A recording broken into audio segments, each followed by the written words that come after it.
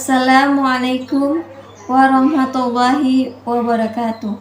Saya Anita Febriana dari Universitas Pancasakti Bekasi, Fakultas Ekonomi dan Bisnis Manajemen. Kali ini saya akan membahas sebuah materi dari perekonomian Indonesia, yaitu kemiskinan dan kesenjangan pendapatan. Yuk lanjut. Sebelum kita membahas keseluruhan, mari kita akan memaknai dari kemiskinan tersebut dan kesenjangan pendapat. Nah, di sini kemiskinan adalah keadaan di mana terjadi ketidakmampuan untuk memenuhi kebutuhan dasar seperti makanan, pakaian, tempat berlindung, pendidikan, dan kesehatan. Nah, sedangkan kesenjangan pendapat yaitu menggambarkan distribusi pendapat masyarakat di suatu daerah atau wilayah pada waktu tertentu. Sebelumnya kita membahas mengenai arti dari kemiskinan dan kesenjangan pendapat. Nah, di sini faktor penyebab kemiskinan yang menyebabkan kemiskinan bisa terjadi yaitu ada dua, kemiskinan alami dan kemiskinan buatan. Nah, sedangkan kemiskinan alami itu yang terjadi akibat sumber daya alam yang terbatas, penggunaan teknologi yang rendah, dan bencana alam. Nah, sedangkan kemiskinan buatan yaitu yang terjadi karena lembaga-lembaga yang ada di masyarakat membuat sebagian anggota masyarakat tidak mampu menguasai sarana ekonomi dan berbagai fasilitas lainnya yang tersedia sehingga mereka tetap miskin. Lain yang tadi kita bahas, nah di sini penyebab kemiskinan di negara Indonesia tersendiri yaitu yang pertama laju pertumbuhan penduduk, yang kedua angkatan kerja, dan yang ketiga angka pendidikan yang sangat rendah. Nah, di sini laju pertumbuhan penduduk yaitu pertumbuhan penduduk Indonesia terus meningkat di setiap 10 tahun menurut hasil sensus penduduk. Nah, meningkatnya jumlah penduduk membuat Indonesia semakin terpuruk dengan keadaan ekonomi yang belum mapan. Nah, dan yang kedua yaitu angkatan kerja.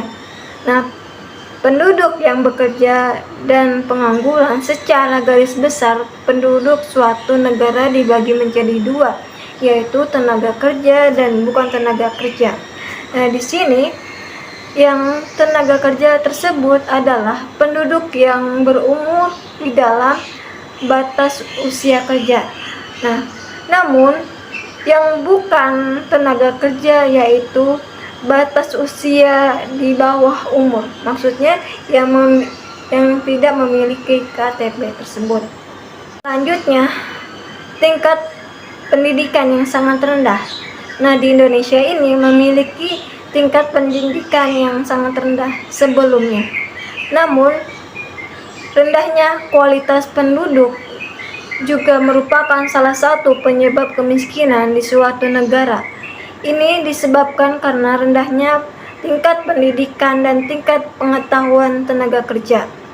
Untuk adanya perkembangan ekonomi, terutama industri, jelas sekali dibutuhkan karena lebih banyak tenaga kerja yang mempunyai skill atau paling tidak dapat membaca dan menulis.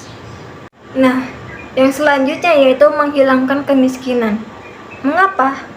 Sebab tanggapan-tanggapan utama kemiskinan tersebut adalah yang pertama, bantuan kemiskinan atau bantu secara langsung kepada orang miskin ini terhadap yang terjadi bagian dari pendekatan masyarakat Eropa sejak zamannya pertengahan.